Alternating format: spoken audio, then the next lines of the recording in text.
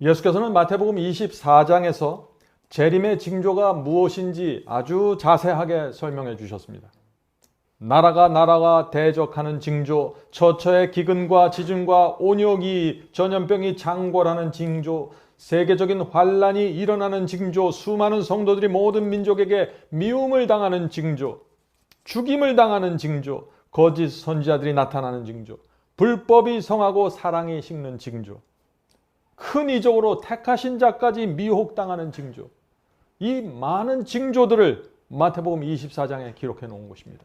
아주 자세하고 긴 징조의 리스트입니다.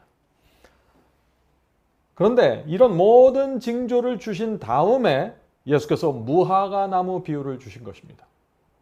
자, 마태복음 24장 32절부터 읽겠습니다. 마태복음 24장 32절과 34절입니다.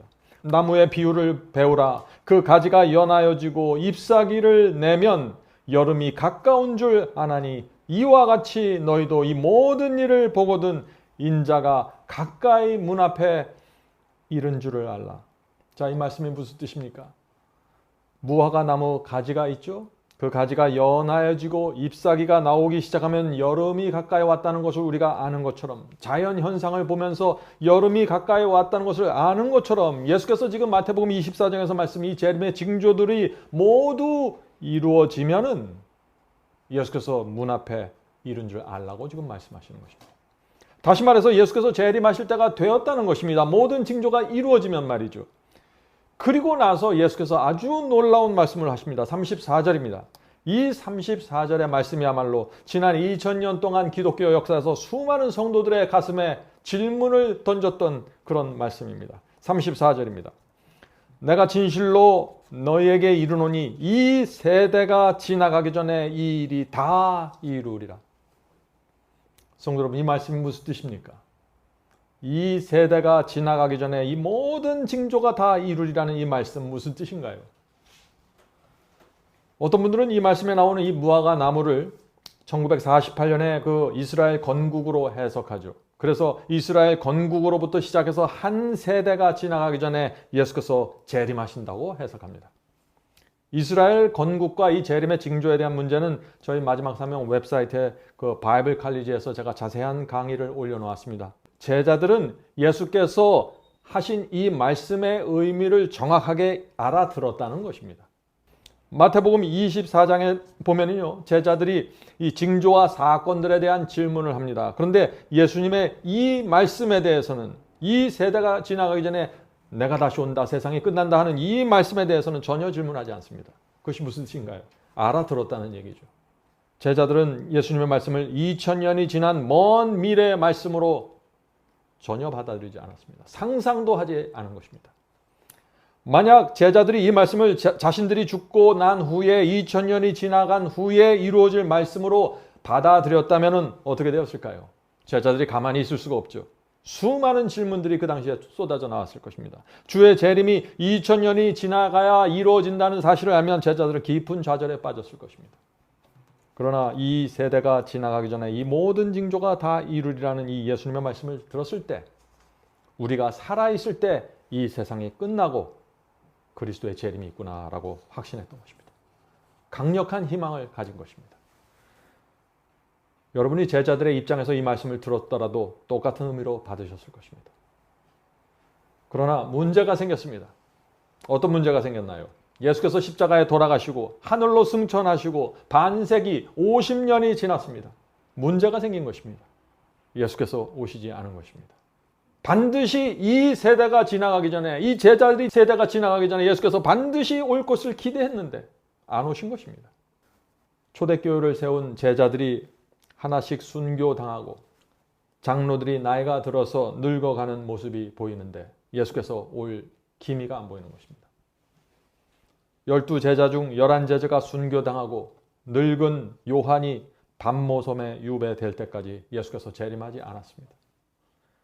이 세대가 지나가기 전에 반드시 재림하겠다는 말씀을 들었던 그 세대가 모두 죽어가고 있는데 예수께서 오지 않은 것입니다. 초대교회에 어떤 일이 생겼을까요? 마태복음 24장 34절에 대한 의문을 갖기 시작한 것입니다. 이 세대가 지나가기 전에 이 모든 징조가 다 이루리라 하는 이 말씀의 의미를 놓고서 사람들이 고민하기 시작한 것입니다. 재림의 약속에 무슨 문제가 있는가 하고 염려하기 시작한 것입니다. 성도 여러분, 예수님의 이 말씀은 마지막 시대를 살아가는 저와 여러분에게도 중요한 의미가 있는 것입니다. 왜냐하면 이 세대가 지나가기 전에 모든 징조가 이루어지면서 예수께서 오실 것이라고 말씀했기 때문이죠. 이 세대가 그러면 어느 세대를 말하는 것입니까?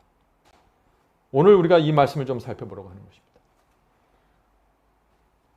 예수께서 말씀하신 이 34절의 말씀의 의미를 우리가 이해하고 나면은 저와 여러분이 지구 역사의 마지막 세대라는 진리 앞에 다가가게 될 것입니다.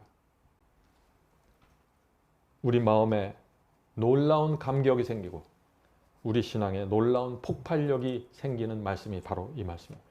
왜냐하면 예수께서 우리가 살아있는 동안에 올 수 있다는 진리를 보기 때문이죠. 유대인들은 예루살렘 성전에 대해서 정말 대단한 자부심을 가지고 있었죠.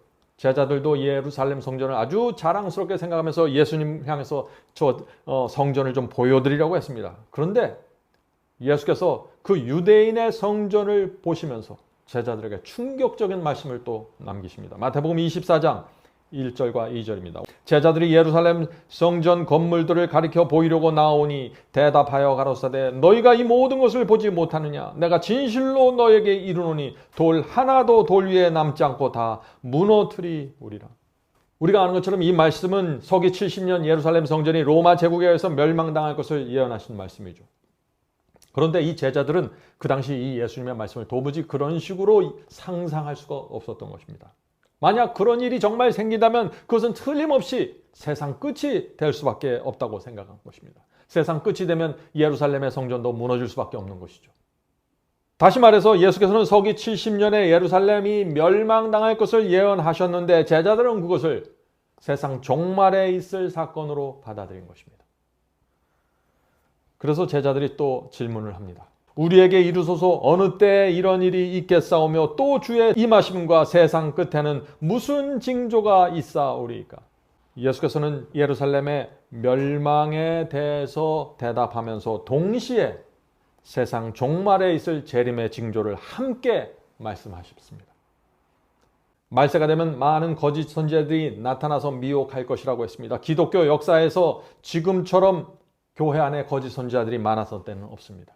예수께서는 전쟁과 전쟁의 소문이 있을 것이고 민족과 민족이 나라와 나라를 대적하겠고 엄청난 규모의 기근과 지진과 온역이 전염병이 있을 것이라고 했습니다. 예수께서는 기근과 지진과 온역을 말씀하신 후에 무엇을 말씀하셨을까요? 곧바로 마지막 환란을 말씀하십니다. 마태복음 24장 9절부터 14절 킹 제임스 성경으로 읽겠습니다.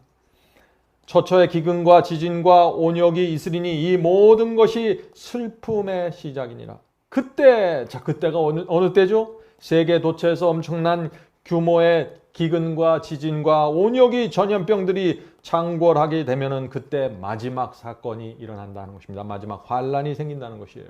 읽어보겠습니다. 그때 사람들이 너희를 환란에 넘겨주겠으며 너희를 죽이리니 너희가 이 이름을 위하여 모든 민족에게 미움을 받으리라. 이 환란은 어떤 환란일까요? 이 환란은 요한계시록 13장에 나오는 짐승의 표 환란이 될 수밖에 없는 것입니다. 자, 계속해서 읽겠습니다. 그때 많은 사람이 시험에 빠져 서로 잡아주고 서로 미워하겠으며 거짓 선지자가 많이 일어나 많은 사람을 미혹하겠으며. 짐승의 표 환란이 일어나면 기독교 역사에서 가장 많은 거짓 선지자들이 나타나서 미혹할 것입니다. 지금 교회 다니고 있는 사람들 중에 거의 모두가 미혹당하게 될 것입니다. 거의 모두가 적그리스도를 하나님의 대리자로 받아들이게 될 것입니다. 거의 모든 그리스도인이 성경의 예언이 무엇을 말하고 있는지 어떻게 이루어지는지 모릅니다. 다니엘과 요한계시록이 덮여져 있어요. 예수께서는 마지막 환란, 짐승의 표 환란이 시작되면 거짓 선지자가 전 세계적으로 일어날 것이라고 지금 경고하고 있는 것입니다. 그리고 나서 전 세계적으로 하나님의 법, 하나님의 계명을 범하고 사랑이 식는 배도가 일어날 것이라고 지금 말하고 있는 것이에요. 오늘 많은 사람들이 사복음만 이해하면 된다고 말하죠. 천만의 말씀이에요.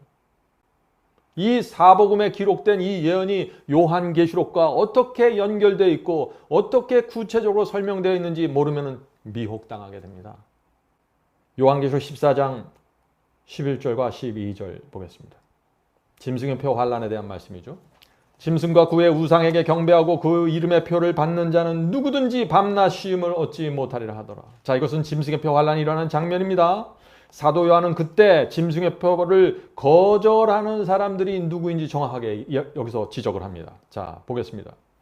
성도들의 인내가 여기 있나니 저희는 하나님의 계명과 예수 믿음을 지키는 자니라. 예수님만 믿는 사람들이 아니에요. 예수님을 믿는 그 믿음을 가지고 계명까지 지키는 그 성도들을 말하는 것입니다. 자, 그런데 우리는 여기서 한 가지 질문을 좀 던지게 됩니다. 예수께서는 짐승의 환란, 마지막 환란을 말하면서 왜 하나님의 법이 크게 무너지게 될 것이고 불법이 성하게 될 것이라고 했고, 사도 요한은 왜 마지막 환란을 설명하면서 하나님의 계명을 지키는 성도들이 짐승의 표를 받지 않을 것이라고 말했을까요? 예수님도 마지막 환란에 대해서 얘기하면서 하나님의 법을 얘기하고, 사도 요한도 짐승의 표 환란을 얘기하면서 하나님의 계명을 지켜야 한다고 말하고 있는 것입니다. 똑같은 것을 말하고 있는 것입니다. 거의 모든 사람들이 계명을 범하면서 참된 신앙이, 참된 사랑이 식어버렸습니다. 예수님의 예언이 그대로 이루어져 가고 있습니다. 지금 현재 짐승의 표 환란이 일어나기 전에 이미 이 예언이 성취되고 있다는 것입니다. 성경은 이 문제에 대해서 계명과 사랑에 대해서 정확하게 얘기합니다. 요한복음 14장 15절. 요한복음 14장 15절입니다. 너희가 나를 사랑하면 나의 계명을 지키리라. 분명합니까? 요한복음 14장 21절. 나의 계명을 지키는 자라야 나를 사랑하는 자니. 요한일서 5장 3절. 하나님을 사랑하는 것은 이것이니 우리가 그의 계명들을 지키는 것이라. 성도 여러분, 사랑하십니까? 계명을 지키셔야 합니다. 그것이 안 되면 여러분의 사랑은 거짓 사랑입니다. 성경이 말하는 사랑이 아니라 인간의 사랑입니다.